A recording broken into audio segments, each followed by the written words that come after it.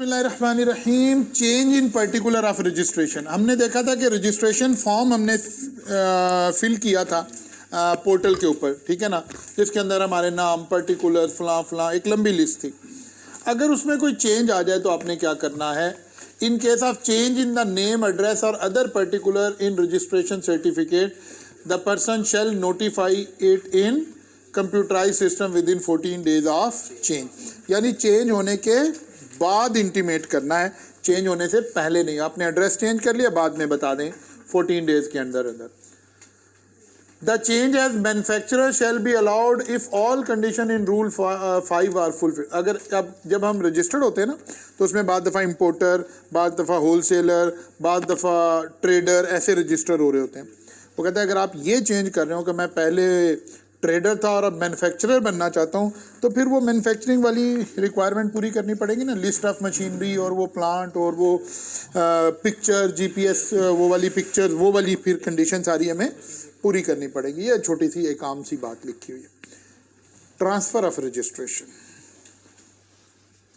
The board में transfer the registration of a person from one jurisdiction of LTU और RTU. LTU stand for large taxpayer unit and R2 stand for regional taxpayer। यानी जो LTU हैं बाकी सारे RTU हैं। एक जगह से दूसरी जगह, उधर से उधर ट्रांसफ़र हो सकती है रजिस्ट्रेशन, RTU से LTU से और LTU से RTU में। ये भी कोई कॉन्सेप्ट ऐसा नहीं है। अच्छा जी, हम असल में जो और एक छोटी सी बात है कि पहले एक कॉन्सेप्ट था प्रीवियसली इन रूल्स आने से पहले कि एक बंदा मल्टीपल रजिस्ट्रेशन भी ले सकता था। मसलन अगर मेरी 3 फैक्ट्रीज हैं, एक लाहौर में है, एक इस्लामाबाद में है, एक फैसलाबाद में है, तो लाहौर वाली को लाहौर में रजिस्टर करवा लिया, फैसलाबाद वाली को फैसलाबाद। लेकिन अब रूल आ गया कि नहीं, मल्टीपल रजिस्ट्रेशन नहीं होगी, किसी एक जगह पे आप अपनी सारी रजिस्ट्रेशन को करवा लेंगे, कंसोलिडेट कर लेंगे, एक रजिस्ट्रेशन होगी एक इदारे की। Deregistration. Once the person is registered, तो उसके पास ऑप्शन है वो डी रजिस्टर्ड भी हो सकता है। सप्लाई की डेफिनेशन में भी ये बात पढ़ी थी हमने। क्या बात पढ़ी थी सप्लाई की डेफिनेशन में? कि अगर कोई बंदा डी रजिस्टर्ड हो जाए तो जो इनपुट वाली चीजें उसके पास पड़ी हुई हैं वो हम सप्लाई एज्यूम कर लेंगे। याद है सप्लाई की डेफिनेशन में? Every registered person who ceases to carry on his business. अगर कोई बंदा अपना बिजनेस खत्म कर दे, सीज कर दे यानी खत्म कर दे, और who supplies become exempt from tax, who transfer और sell his business, who merge with another person, who fail to file return for 6 consecutive months, who ceases to remain registered shall apply to commissioner having jurisdiction for cancellation of his registration। इसका मतलब है D register होने के 1 2 3 4 5 6 circumstances हैं। इनमें से कोई एक आपका पूरा हो गया है तो आप अपने कमिश्नर को अप्लाई कर सकते हैं कि भाई क्योंकि मेरी चीज़ें जो हैं वो एग्जेम्प्ट हो गई हैं और मैं सिर्फ एग्जेम्प्ट चीज़ों में ही डील करता हूँ, अब मुझे रजिस्ट्रेशन रिक्वायर्ड नहीं, अब मुझे डी रजिस्टर करना है। या मैंने अपना बिजनेस ख़त्म कर दिया है, बेच दिया है, मर्ज कर लिया है। अच्छा, या रिटर्न अगर 6 महीने नहीं, ये लिखने में ऐसे है, लेकिन हालांकि यहाँ आप अप्लाई नहीं कर सकते, बल्कि कमिश्नर आपको, अगर किसी बंदे ने 6 महीने कंसेक्टिव रिटर्न जमा नहीं कराई तो कमिश्नर उसको डी रजिस्टर कर सकता है। ठीक है ना, असल बात ये ऐसे है। कमिश्नर ऑन रिसीविंग एप्लीकेशन और ऑन हिज ओन इनिशिएटिव, वो 6 महीने वाले में, ठीक है ना, may issue order of deregistration और cancellation of registration which in later of the following 90 days from the date of application और date all outstanding liabilities are deposited by him. जब कोई बंदा डी रजिस्ट्रेशन के लिए apply करेगा ना, तो कमिश्नर क्या करेगा? वो देखेगा अच्छा डी रजिस्टर होने का तो मतलब है अब ये बंदा हमारे साथ पास से एक किस्म का निकल गया। वो कहता नहीं सर, एक दफ़ा हम आपका ऑडिट कर लें ज़रा, ताकि आपसे जो हिसाब किताब है, लेना देना है, आपका इनपुट देख लें, आउटपुट देख लें, ऑडिट देख लें, रिटर्न्स देख लें। फिर वो आपको कहता है अच्छा जनाब ये आपकी एक लाइबिलिटी बनती है, ये जमा करवा दें।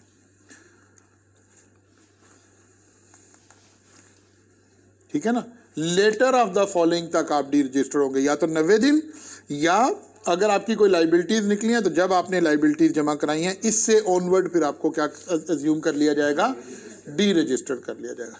Person shall be deregistered through computerize system according, और जाहिर है कंप्यूटराइज सिस्टम में से भी इसको निकाल दिया जाएगा। Commissioner will complete audit proceeding within 90 days of the date of application and direct the applicant to discharge any outstanding liability by filing a final return, आखिरी return. Person applying shall not be deregistered unless he provide record for the purpose of audit or inquiry. जाहिर है एक दफ़ा हमने audit करना है, अब आपको डी रजिस्टर कर रहे हैं तो मोटा मोटा हिसाब एक दफ़ा आपका हम सारा चेक कर लेंगे। Person will be deregistered after a notice is issued and opportunity of being heard is provided. कब? जब commissioner on his own initiative ले रहा होगा, तो पहले उसको बताया जाए कि भाई आप 6 महीने से रिटर्न नहीं जमा करा रहे, क्यों ना आपको डी रजिस्टर कर दिया जाए। ठीक है ना। The liabilities before deregistration shall not be affected because of cancellation of registration. वो कहता है अगर किसी बंदे से कोई पैसे लेने वाले हैं तो कहिए अब तो मैं डी रजिस्टर हो गया, आप कौन है? वो कह रहे नहीं, आप डी रजिस्टर होने के बावजूद उन वाली लाइबिलिटीज को तो आपने फुलफिल करना है। Theory, direct theoretical, simple theory नहीं, सिनेरियो बेस भी नहीं, डायरेक्ट सीधी थ्योरी। ठीक है। अब आ गया जी सस्पेंशन, वही फेक फ्लाइंग और वो वाली बात है। Suspension, where the commissioner is satisfied that a registered person has issued fake invoice, evaded tax और committed tax, registration may be suspended through system without prior notice pending further inquiry. वो कहता है भाई वो कौन से हालात हैं जिसमें हम नोटिस दिए बगैर, यानी अपॉर्चुनिटी ऑफ बीइंग हेard प्रोवाइड किए बगैर पहले क्या करेंगे, उस बंदे को सस्पेंड कर देंगे, उसकी रजिस्ट्रेशन को सस्पेंड कर देंगे। सस्पेंड करने का क्या फ़ायदा होगा? वो इनवॉइस इशू नहीं कर सकेगा, कम से कम फर्दर फ्रॉड नहीं कर सकेगा, एक दफ़ा उसको रोकेंगे फिर इंक्वायरी करेंगे। वो कहते हैं किन किन सर्कमस्टांसिस में ये किया जा सकता है। Non availability of registered person at the given address, यानी हमने ऑडिट के लिए कोई टीम भेजी, कोई छापा मारा, कोई देखा और वही वाली बात हुई कि वो एड्रेस अवेलेबल नहीं है, तो कमिश्नर के पास क्या इख्तियार है, वापस आकर सबसे पहले क्या करे, उसको सस्पेंड करे। इसको अपॉर्चुनिटी ऑफ बीइंग हेard अभी प्रोवाइड हम नहीं कर रहे। Refusal to allow access to the business premises और refusal to furnish record to inland revenue.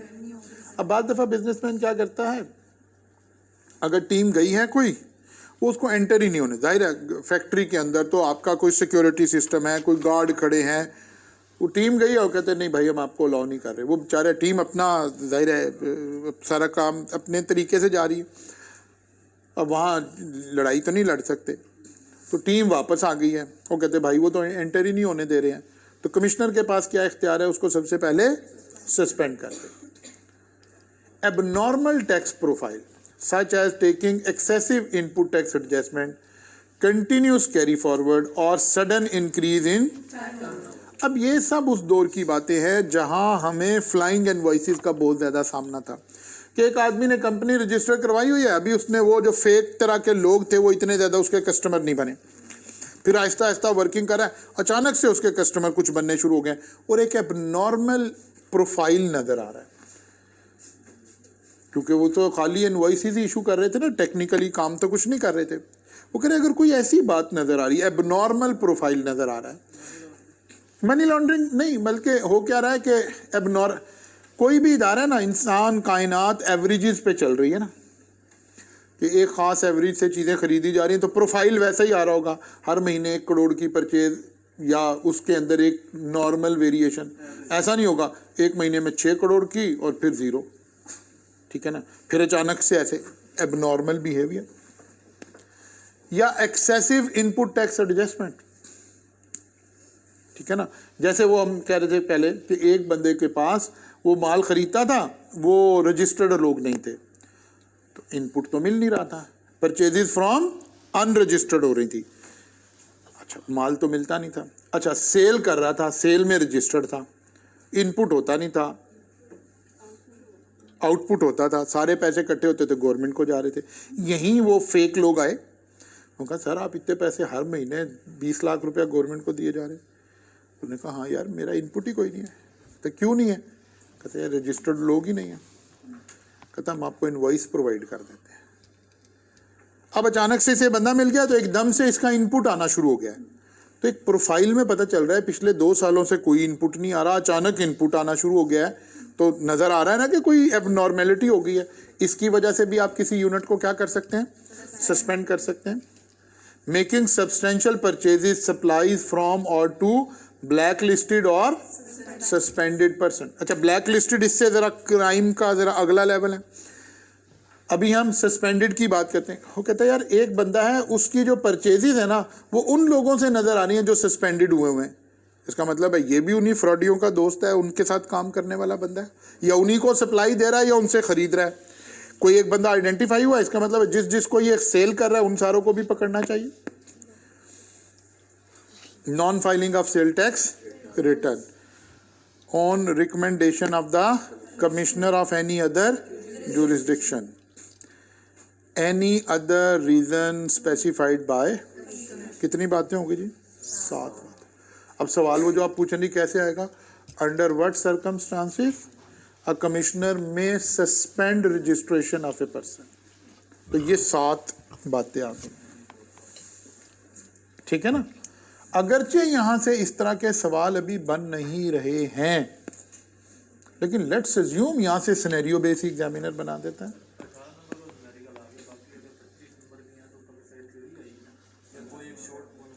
नहीं कोई शॉर्ट में एक न्यूमेरिक एक ही आएगा इसमें, बस एक। थ्योरी में चीजें थोड़ी सी हैं, सेल टैक्स में तो बिल्कुल थोड़ी सी चीजें हैं। और अभी हम एक आधी अटेम्प्ट को जरा देखेंगे थ्योरेटिकल एंगल से भी। अभी तो हम न्यूमेरिक एंगल से देख रहे हैं ना, हम थ्योरेटिकल एंगल से देखेंगे तो आपको पता चलेगा 10-12 चीजें हैं जो बार बार एग्जामिनर पूछ रहा है। अच्छा, ये मैं कह रहा था कि हो सकता है एग्जामिनर कोई सिनेरियो बनाकर आपसे कहे कि बताइए कमिश्नर के पास क्या इख्तियार है, इनमें से कोई सिनेरियो बना के। तो जाहिर है फिर हम उस सिनेरियो बेस का भी आंसर देने की पोजीशन में होंगे कि अच्छा जी अगर वो अवेलेबल नहीं हुआ तो कमिश्नर के पास क्या इख्तियार है, उसको सस्पेंड कर सकता है, ठीक है ना। तो ये वाली 7 बातें इस तरह से देखिए। नहीं, इसमें न्यूमेरिक नहीं, न्यूमेरिक तो वही है जो एक हम कर लिया। The written order of suspension shall give the reason of suspension. वो कहता है राइटिंग में आप सस्पेंशन करेंगे, ऑर्डर जारी करेंगे। Order shall be sent to the registered person, all other LTU, RTU and FBR computer system for. यानी इसकी पूरी इज्जत जो है ना वो खाक में मिलानी है। हमने इसको भी नोटिस भेजना है, तमाम LTUs RTUs में भी भेजना है और कंप्यूटराइज सिस्टम में भी डाल देना है, ताकि जब अगला बंदा खरीद रहा हो यार ये इनवॉइस तो मैं नहीं क्लेम कर सकता, मेरे बंदे का नाम तो कहाँ आ गया है, सस्पेंडेड लिस्ट में आ गया। रिटर्न के टाइम पर ये चीज़ें क्रॉस मैच होनी है ना सिस्टम के जरिए, क्रेस्ट के जरिए, तो उस वक्त ये सारा डिसलॉ वाले सेक्शन 8 में चली जाएंगी सारी की सारी चीज़ें। वो कहता है लेकिन राइटिंग में आपने बताना है मैंने क्यों सस्पेंड किया है, क्योंकि 7 रीज़न है, उसको बताइए आप क्यों सस्पेंड हुए, इनमें से कौन सी वाली बात आपके ऊपर अप्लाई हुई। अच्छा जनाब, है कि जनाब और क्या करना है। If a registered person does not file cell tax return for 6 consecutive months, he shall be suspended through system without notice. In case where the buyer supplier of the suspended person belongs to another LTU RTU, they उनको भी inform कर देंगे, वो भी अपने अपने area में refund नहीं देंगे। No input tax refund shall be admissible to suspended person. Similarly, no input tax refund shall be allowed to the buyer on the invoices issued by the suspended. यानी इसको भी नहीं मिलेगा और जिसको इसने इनवॉइसेस इशू की हुई हैं उनको भी। जाहिर है हमें तो सस्पेक्ट क्रिएट हो गया है ना फॉर द टाइम बिंग, तो ये पैसे तो अभी रोक लिए हमने फौरी तौर पे। अब क्या हुआ, the commissioner shall within 7 days of the order of suspension issue a show cause notice to registered person to afford an opportunity of hearing within 15 days of issuance of the notice, clearly indicating that he will be blacklisted if crime का अगला level के साथ। पहला कुछ control हमने साथ ही लगाने होते हैं, किसके ऊपर, जो हमारी मशीनरी है। कि ये लोगों को अनड्यू तंग ना कर रहे हो। तो लगा कि नहीं नहीं, अगर आपने किसी को सस्पेंड किया, पहली बात है उसे ऑर्डर बताएंगे, राइटिंग में बताएंगे, रीजन भी बताएंगे। नंबर 2, क्योंकि बिजनेसमैन होगा ना, उसका बिजनेस इफेक्ट हो रहा होगा, तो लोग यहाँ से पैसे मांगेंगे सारा। उसने कहा नहीं नहीं, यहाँ टाइम फिक्स कर दे, 7 डेज के अंदर अंदर आपने ये काम मुकम्मल करना है। क्या जी? उसको शो कॉज नोटिस करने का, और फिर 15 दिन के अंदर अंदर उससे opportunity of being heard provide करनी है, और साथ उससे लेना है कि यार अगर आपने ये हमें सेटिस्फाई ना कर सके तो फिर हम आपको ब्लैक लिस्ट करेंगे, एक किस्म का फर्दर जुर्म आयद करेंगे। अगला स्टेप आएगा, there is no response on the notice. वो कहता है अगर आप भाई आपने 15 दिन में जवाब ना दिया तो आप ब्लैक लिस्ट हो जाएंगे। He has not provided the required record। हमने कहा जनाब आप अपनी सारी इनवॉइस और सारा कुछ ले आओ, उसने कुछ नहीं प्रोवाइड किया, तो उसे बताया कि भाई अगर आप ये नहीं करेंगे तो ब्लैक लिस्ट हो जाएंगे। He has not allowed access to his business record, और अभी भी वो नहीं जाने दे रहा, तो भी ब्लैक लिस्ट हो जाएंगे। Any other reason specified by commissioner। In case notice is not issued within 7 days of the order of suspension, the order shall become void ab initio। अब एक बड़ा ब्यूरोक्रेसी के ऊपर एक कंट्रोल लगाने के लिए एक बड़ी अच्छा उन्होंने कहा कि क्योंकि बाद दफ़ा क्या करते हैं हम लोगों को ज़रा पेनलाइज करने के लिए और उनसे रिश्वत लेने, उन्होंने कहा भाई आपका नाम डाल दिया हमने, अब आओ हमारे साथ। वो कहते नहीं नहीं भाई 7 दिन के अंदर अंदर इसको आगे लेके चलें, और अगर आपने नहीं किया तो वो जो आपने सस्पेंड किया हुआ था वो क्या हो गया, वॉइड एब इनिशियो हो गया, यानी आपका सारा जो एलिगेशन था वो खत्म हो गया। If suspended person is not available at the given address, तो भाई नोटिस किसको दें? नोटिस में be affixed on the main notice board of LTU RTU। वो कहता फिर आप अपने दफ्तर में नोटिस चिपका दें, बस इसका मतलब है नोटिस चला गया। जाहिर है एक बंदा कहीं अवेलेबल ही नहीं है, अब फ्रॉडिये के हकूक की हिफाजत कब तक करें? वो कहते इट इज एज्यूम्ड के नोटिस उसको सर्व हो गया है, सारी लीगल जो रिक्वायरमेंट है वो पूरी हो गई हैं, आप अपने नोटिस बोर्ड के ऊपर लगा दें simply. On receipt of the reply of the notice and after giving an opportunity of hearing to the registered person, if the commissioner is satisfied, he may revoke the order of। अगर बंदा मसलन आपने suspend किया इस वजह से कि आपको लगा कि भाई ये तो एड्रेस अवेलेबल ही नहीं है, ठीक है ना, टीम गई, टीम ने जाके कहा कि सर हमने सारे एड्रेसेस देख लिए हैं, वहाँ तो 120 नंबर आखिरी है घर का और ये तो 130 लिखा हुआ है। अब टीम ने ढूंढा सब कुछ किया, तो उसने कहा ये तो एड्रेस अवेलेबल ही नहीं है। उन्होंने आके सस्पेंड किया, शो कॉज किया। अब ये बंदा तो एग्जिस्ट करता था, उसने कहा नहीं सर ये ज़रा इलाका ऐसे ही था, यहाँ नंबरिंग इतनी अच्छी नहीं हुई है, आपकी टीम को गलती हुई है, हम बंदा भेजते हैं ले आते हैं आपको आके। अब ये सारी इंक्वायरी के बाद क्या पता चला कि बंदा तो गिल्टी नहीं है, तो अब क्या करें, आप अपनी सस्पेंशन को रिवोक कर दें। जाहिर है उसको कोई और या कोई भी आपको एबनॉर्मल प्रोफाइल लगा, मसलन सस्पेंशन की रीज़न तो बहुत सारी है ना, हमने एक रीज़न थी एबनॉर्मल प्रोफाइल है, एकदम से 2 करोड़ की परचेजेज आ जाती है, फिर 3 महीने आती नहीं है, फिर आ जाती है, आपको लगा कि एबनॉर्मल प्रोफाइल है। उन्होंने साबित किया कि नहीं सर हमारा सीजनल बिजनेस है, हम बल्क में परचेजेज कर लेते हैं, आप आएँ इन्वेंट्री चेक कर लें, सारी चीज़ें चेक कर लें, कोई प्रॉब्लम नहीं है। इसका मतलब है कि वो एलिगेशन लगने का मतलब, इन तमाम एलिगेशन लगने का मतलब ये नहीं है कि आप फ्रॉडिये हो गए हैं। फ्रॉडिये तो जब होंगे ना जब अपॉर्चुनिटी आप बीइंग हेड आपको प्रोवाइड करेंगे, फिर आप जस्टिफाई ना कर सके ये चीज़ें। हो सकता है आपके पास जस्टिफिकेशन अवेलेबल हो कि आपका बिजनेस इस नेचर का है या इस तरह का कोई काम है, तो फिर क्या हो जाएगा, आपका सस्पेंशन क्या हो जाएगा, रिवोक हो जाएगा, यानी आप नॉर्मल उसमें कन्वर्ट हो गए। जी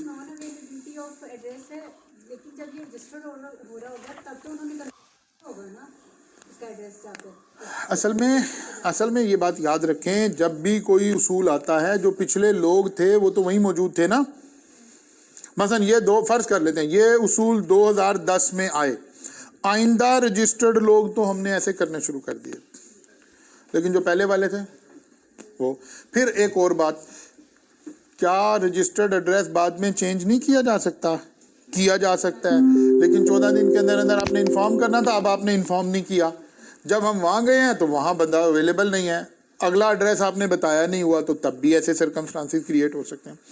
एक बात आखिरी पॉइंट आ रहा है कि अगर ये एलिगेशन साबित ना हो सका तो क्या करें, रिवोक कर दें, और अगर साबित हो गया तो फिर आगे चलें।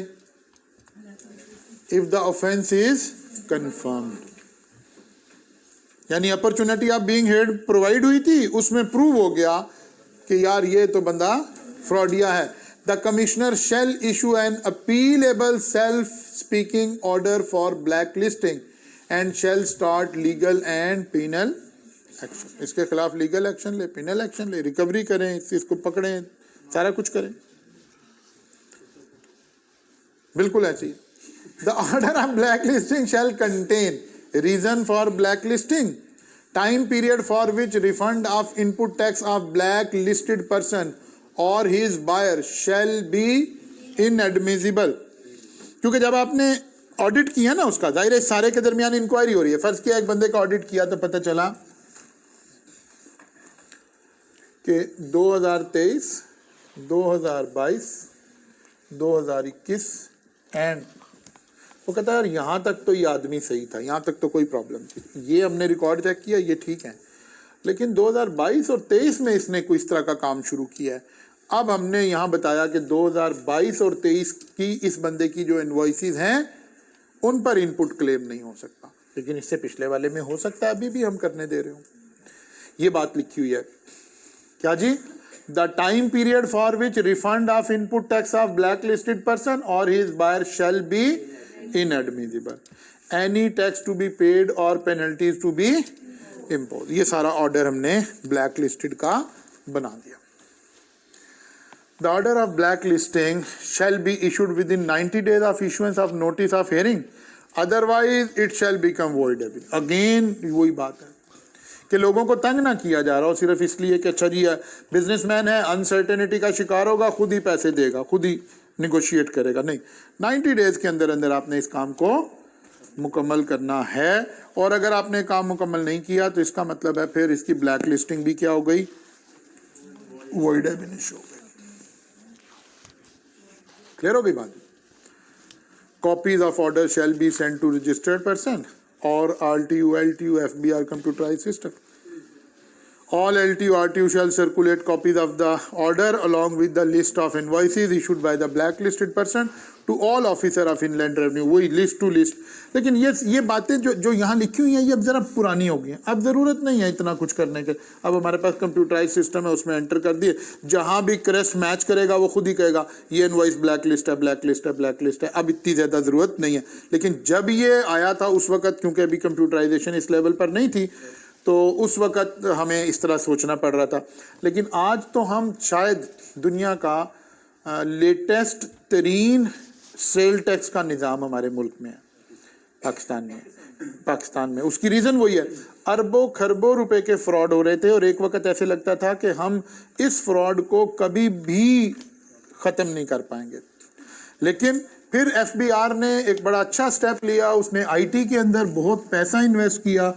आज क्या होता है, जब आगे हमने ये बात पढ़नी भी है, हम यहाँ क्योंकि लिंक हो रहा है तो यहीं से इसको कॉन्सेप्ट को बिल्ड कर लेते हैं, फिर वहाँ से गो थ्रू कर लेंगे।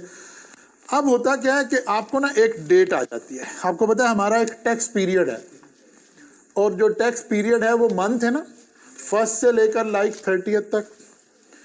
तो आपको ना शायद अब यहाँ डेट्स अलग अलग, let's assume 10th of next month जो है, आप अपना क्रेस्ट का सॉफ्टवेयर ओपन करेंगे तो वहाँ ऑलरेडी आपका परचेज रजिस्टर बना हुआ होगा।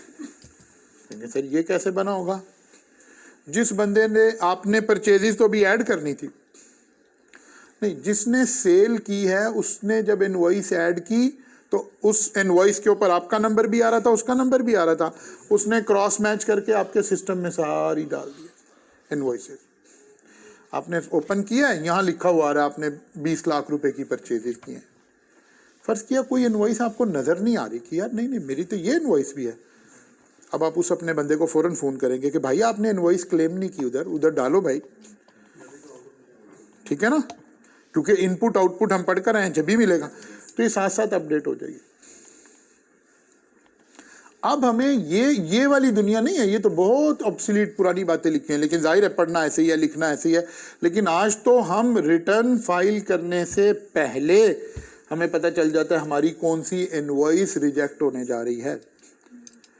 जो मैंने भी परचेज डाली है उसने भी सेल डाली है, मैच हो गई, फौरन यहाँ आ गई ठक ठक ठक ठक। इसका मतलब है इसके ऊपर तो गवर्नमेंट को टैक्स चला गया। इसके अलावा उन्होंने मुझे कुछ अलाउ करना नहीं है। तो ब्लैक लिस्टिंग और वो वाली बातें तो बड़ी दूर की बात होगी। अब तो इनवॉइस टू इनवॉइस चीजें क्या होना शुरू हो गई हैं, टैली होना शुरू। लेकिन जाहिर है ये लिख कर आपने ऐसे ही आना है, सारा काम आपने करना ऐसे ही है। सर ये जो पर्सन आप फोन करके कह रहे हैं कि वो इनपुट इनवॉइस डालो, एंटर करो, वो खुद नहीं कर, मतलब उसके पास ऑप्शन नहीं? नहीं, वो सेल बनाएगा तो मेरी परचेज आएगी ना। पहले वो सेल डालेगा, गवर्नमेंट पहले टैक्स लेगी, बाद में मुझे अलाउ करेगी, ठीक है ना। पहले सेल वाला अपनी सेल एंटर करेगा। इसका मतलब है मैंने सिर्फ अपनी सेल एंटर करनी है, बाकी सब लोग अपनी अपनी सेल एंटर करेंगे तो परचेज हर एक की खुद ही बन जाएगी और टैली होकर ही बनेगी। अब परचेज में कोई एक चीज ऐसी आ ही नहीं सकती जो सामने वाले ने सेल डिक्लेयर नहीं की हुई है। The officer receiving the list shall issue show cause notice. हो रही है सारी बातें आगे जनाब। सस्पेंड हो गया जी इदारा, ब्लैक लिस्ट हो गया, सस्पेंड हो गया। सस्पेंड होने के बाद अब वो काम नहीं कर सकेगा जब तक वो अपनी सारी रिकवरी नहीं करवाएगा। अब आ गया जी filing of return. Sale tax return कैसे फाइल होगी? Return for the person operating in different sector. Where a person operate in different sector where different date of filing of the return have been prescribed the Sale Tax Act or Federal Excise Act, he shall file a single return for all sector by due date applicable to his major activity। ये एक exception से बात शुरू हो रही है कि अगर कोई बंदे अलग अलग रिटर्न हो कि इसने 15 तारीख को देनी है, इसने इसको देनी है, जो कि इतने ज़्यादा कोई नहीं है, तो कहते हैं भाई जो मेजर एक्टिविटी है उसकी डेट पर ये सारों की रिटर्न क्या कर देगा, फाइल कर देगा। Filing of annual return. Every registered person which is a private or public limited company shall file annual sale tax return for a financial year by 30th September of the following financial year। सिर्फ किसके? जो companies हैं। मैं individual हूं, मुझे annual return file करने की जरूरत नहीं है। मेरी जो 12 रिटर्नें गई हैं वही काफ़ी हैं। असल में ये सारा काम भी ये इन्हें कब नजर आई बातें? मैंने जैसे कई दफ़ा आपको ये कहा कि सेल टैक्स आ गया मुल्क के अंदर, और सेल टैक्स जो है वो 1996-97 से अप्लाई होना शुरू हुआ। अब FBR को भी बहुत ज़्यादा सेल टैक्स डिपार्टमेंट उनका इतना अच्छा स्ट्रॉन्ग नहीं था। तो इन्होंने शुरू में क्या किया, इन्होंने चार्टर्ड अकाउंटेंट फर्म्स को ही हायर किया और वो सेल टैक्स का ऑडिट किया करते थे। अब ये लोग ऑडिट एक्सपर्ट लोग थे, जाहिर है। मेरी अपनी फर्म ऑडिट में अपॉइंट हुआ करती थी हर साल। तो हम क्या करते थे, हमने एक नया कॉन्सेप्ट लगाया। अब क्योंकि हम तो ऑडिटर थे, हमने कहा यार इनकी ना अकाउंट से सेल टैक्स रिटर्न टैली करें। यानी जो आपके फाइनेंशियल अकाउंट हैं, फ़र्ज़ किया उसमें सेल आ रही है 20 करोड़ रुपया और सेल टैक्स में रिटर्न आ रही होती थी 5 करोड़ रुपया, और इसे कोई टैली नहीं करता था। तो जब हम चार्टर्ड अकाउंटेंट्स इस फील्ड में आए तो हमने कहा यार ये तो टैली होनी चाहिए थी, ये इसमें फ़र्क कैसे आ सकता है, और उस बेस के ऊपर हमने रिकवरीज निकालना शुरू करी। वो एक अलग कहानी है कि वो बड़ा मज़ेदार किस्म के वहाँ एक्सपीरियंसेस हुए। और एक मैं अब नाम तो नहीं चलो उस बंदे का लेता, एक मेरा एक क्लाइंट थे टेनरीज के, जो लेदर वगैरह बनाते हैं ना ये वाले, यहाँ कसूर में एक बड़ा मेजर एक्सपोर्टर लेदर का हमारी कंट्री का, उसका केस हमारे पास आ गया। तो टीम गई, पहले दिन आमतौर पे आप खुद भी जाते हैं, गए तो एक बहुत एक्सेप्शनल किस्म का रिस्पेक्ट और प्रोटोकॉल। और अच्छा, ऑडिटर को प्रोटोकॉल तो मिल ही रहा होता है, आपको थोड़ी सी आदत तो होती है प्रोटोकॉल की, लेकिन ज़रा एक नॉर्मल से ज़्यादा। तो वो मेरे साथ एक मेरे पास आर्टिकल लड़का होता था, जूनियर था मेरा, तो नदीम, वो उसका इंचार्ज था उस टीम का। तो मैं पहले दिन गया, जो थोड़ा टाइम गुजरा, तो मैं उसे आते हुए क्या कि यार नदीम, इनका ना रिकॉर्ड अच्छी तरह चेक कर लेना, ये बंदे ठीक नहीं है। तो वो मैं अभी बताता हूँ, बाद में बताता हूँ। तो उसने कहा ठीक है सर। अब मैं फ़ोन पे, वो जाहिर है कसूर बैठे हुए हैं, यहाँ फ़ोन पे हम आप राब्ते में हैं, और वो कह रहा है सर ये भी टैली कर लिया, ये भी टैली कर लिया, ये भी टैली कर लिया। मैंने कहा यार नहीं नदीम, ऐसे हो नहीं सकता। ये बंदा ठीक निकला है, मैं तो फिर मेरी सारी ज़िंदगी का तजर्बा बेकार है, ये नहीं हो सकता। वो कह नहीं सर आप ऐसी शक में पड़ गए हैं, ये नहीं, मैंने चेक कर लिया, ये कर। मैंने कहा अच्छा यार तुम ऐसा करो, इन्हें बताओ कि मंडे को मैंने आना है, तो मैं फिर मिलूँगा। मैं फिर मंडे को पहुँच गया। अब वो जाके जाहिर है उसी तरह ही डायरेक्टर के साथ मीटिंग हो गई। अब मैंने शो किया कि मुझे ना बिल्कुल कोई इल्म नहीं है, टेंडरी का कोई इल्म नहीं है, और मैं ऐसे ही मेरा एक इंटरेस्ट है, मैं समझना चाह रहा हूँ टेंडरी होती कैसे है। तो उसने बेचारे ने ना, मासूम आदमी ने बड़े शौक से मुझे पूरी फैक्ट्री का विजिट कराया। कोई 2-2.5 घंटे मैंने लगाए, मैं नोट्स बनाए सारे, करते करते करते करते मेरे दिमाग में एक बात मौजूद थी कि कोई एक एलिमेंट ऐसा पकड़ा जाए जिसके बगैर इनकी कोई भी प्रोडक्शन ना हो सकती हो।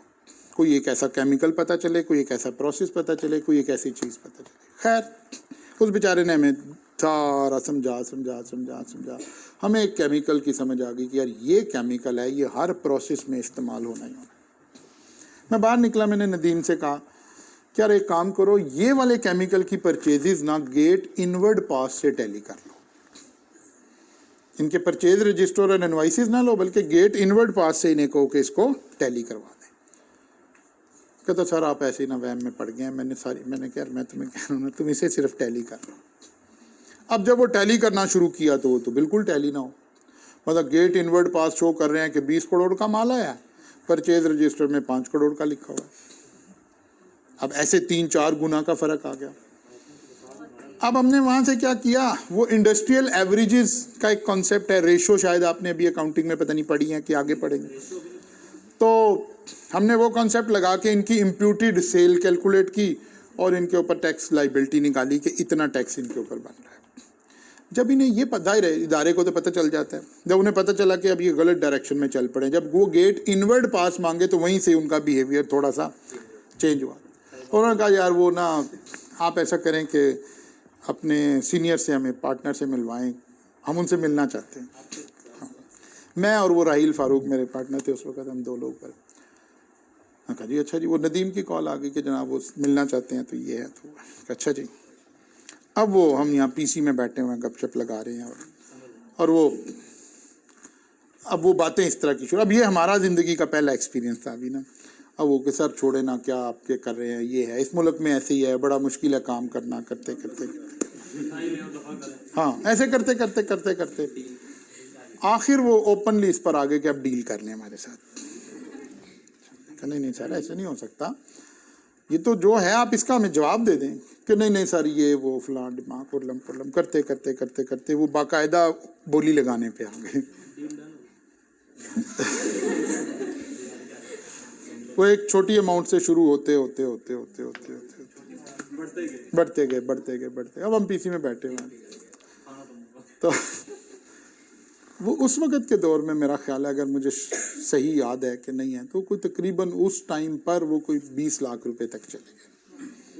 हाँ, उनकी लाइबिलिटी निकल रही थी कोई 1.5 करोड़ रुपए की, जो टैक्स देना था, तो कोई 20 लाख रुपए तक आ गए। तो और सबर तो कर लो। हमने कहा जी नहीं ऐसा नहीं हो सकता, ये नहीं, ये बोला। खैर उन्होंने उठते उठते हमें कहा कि सर आप ऐसा करें, आप हमें बताएं कितने पैसे आप चाहते हैं। हमने कहा नहीं यार हम चाहते नहीं, पैसे चाहते नहीं, हम तो ये काम। अच्छा, इस असाइनमेंट की जो ऑफिशियल फीस थी वो 25,000 रुपया थी, जो FBR ने हमें देनी थी वो 25,000 रुपया थी। मैंने कहा नहीं सर हमने तो इसी पे काम करना है, ये तो आप भूल जाएं। फिर मैंने थोड़ा अपना तारुफ करवाया। मैंने कहा मेरे वालिद साहब एक मदरसे के अकाउंटेंट हैं और मैं एक मदरसे में पैदा हुआ इंसान हूँ। मैंने 35 साल 30 साल मदरसे के अंदर ज़िंदगी गुजारी है, उस घर में ज़िंदगी गुजारी है जो मदरसे की तरफ से मेरे वालिद साहब को मिला हुआ था। तो मैं रिश्वत नहीं ले सकूँगा आपसे, आप गलत सोच रहे हैं। जब उसको समझ आई कि नहीं यार ये तो गलत बंदों में फंस गया तो उस वक्त हमारे पास नहीं, खाना खुना तो खा लिया था, बड़ी देर तक बैठे रहते। फिर उसने एक ना बड़ा अजीब जुमला बोला जो बाद में ज़िंदगी में मुझे फिर समझ भी आया कि अच्छा वो क्या कह रहा था। उस वक्त तो अभी ज़रा हम यंग थे, मैं इतनी बात नहीं, पहला तजर्बा था कि कोई बंदा ऐसे बराह रास्त बारगेनिंग कर रहा है, ख़रीदने की कोशिश कर रहा है। तो उस वक्त शायद मेरे पास गाड़ी भी मेहरान या कोई समथिंग कल्टस इस तरह की थी। तो उसने गाड़ियां भी हमें कहा कि यार सर आप गाड़ी चेंज कर लें, ये कर, जैसे रिश्वत के सारे तरह होते उसने वो सारे तरीके लगाए। खैर अल्लाह का शुक्र है, उसका एहसान है। हमें हमारे माँ बाप की तरबियत और हमारा वो जो एक फैमिली बैकग्राउंड था उसकी वजह से हम रहे। तो फिर उसने एक आखिरी जुमला बोला जो बड़ा तकलीफ दे जुमला था। उसने कहा सर आप बना लें रिपोर्ट, आप अच्छी फैमिली से ताल्लुक़ है आपका, आप बनाएं, अच्छी बात है, कुछ भी नहीं होगा। हम इसलिए बैठे थे 25, 30, 40 लाख रुपए तक हम चले गए सिर्फ इसलिए कि हमारा टाइम ना ज़ाया हो। हम कारोबारी लोग हैं, हमने कमा लेना है, ये हमारा एक कंटेनर से पैसे निकल आते हैं, हमें कोई मसला नहीं है, लेकिन हमारा टाइम बड़ा ज़ाया हो जाएगा। लेकिन होना कुछ नहीं। अगर आप सोच रहे हैं कि ये 1.5 करोड़ पाकिस्तान गवर्नमेंट को जाना है तो जाना कोई नहीं है, ये मैं आपको बता रहा हूँ। अच्छा, मैंने कहा नहीं सर हम तो रिपोर्ट देंगे। मैंने कहा सर आप रिपोर्ट करें, और हमारे आपके बड़े अच्छे ताल्लुकात हैं, सारा कुछ है, हमारा रिलेशन ऐसे ही रहेगा, यही होगा। जैसे अब इंसान वाइंड अप करते हैं ना बातें, वो तो उसने ही देने होते हैं ना, क्लाइंट ऑडिटर ने नहीं पैसे पूसे देने होते, ये क्लाइंट नहीं देने होते, इसीलिए तो नाश्ते नहीं कराते तुम्हें क्या ना। खैर हमने वाकई में मतलब रिपोर्ट जारी कर दी, सारा कुछ हो गया, हमारे जहनों से भी बात निकल गई, ख़त्म हो गई।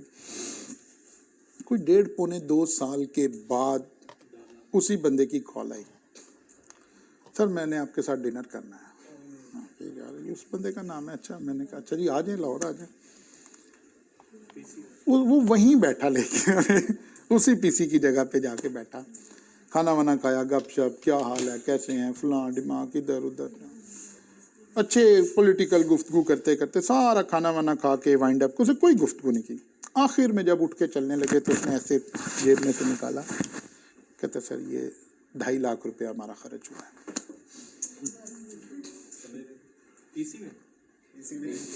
उस सारे केस को हैंडल करवाने में, ठीक है ना, ये बात है। उन्होंने कहा सर वो हमें उस वक्त भी पता था, लेकिन बहरहाल आपने, बड़ी अच्छी बात है, आप जैसे लोग मौजूद हैं, फलां हैं, मैं अब चाहता हूँ अब आप मेरे कंसल्टेंट बन जाए। मैं कहा नहीं यार तेरे नहीं कंसल्टेंट बन सकते तेरी कंसल्टेंसी नहीं कर सकते। तो वो बड़े लंबे अरसे तक बड़े अच्छे दोस्तों में शुमार फिर रहा, हमारा आपस में मिलना जुलना रहा, सारा कुछ रहा।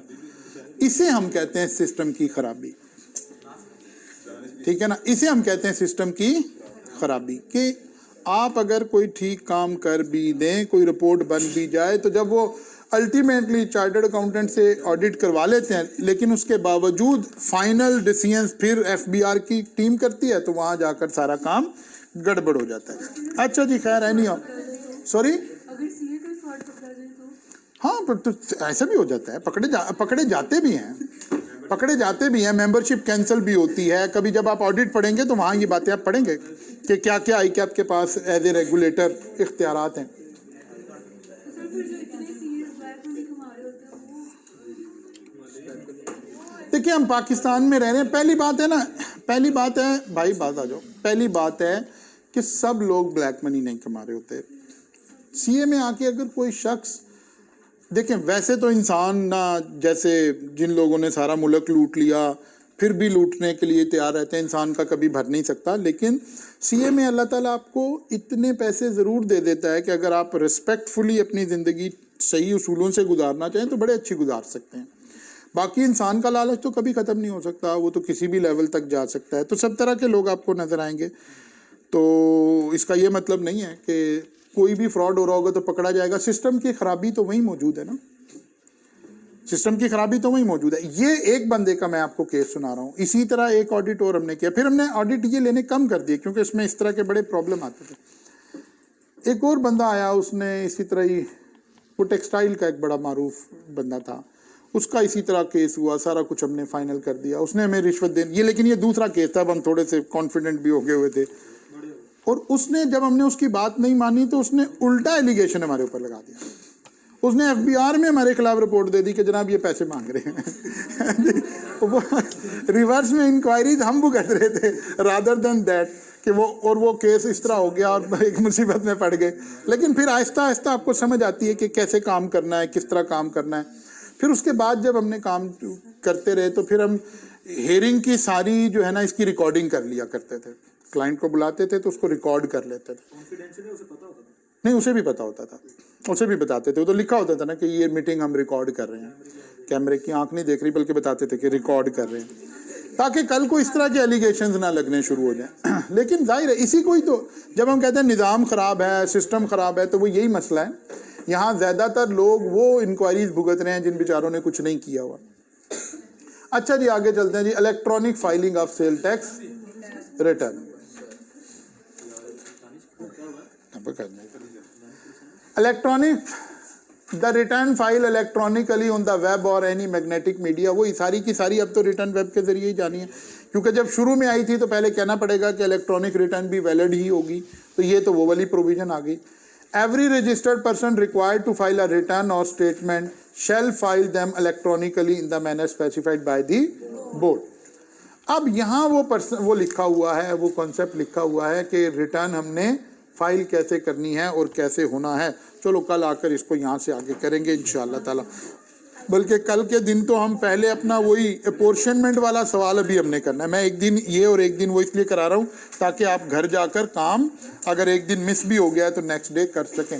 कल इंशाल्लाह वापस न्यूमेरिक पे आएंगे, फिर मंडे को इसको करेंगे इंशाल्लाह ताला।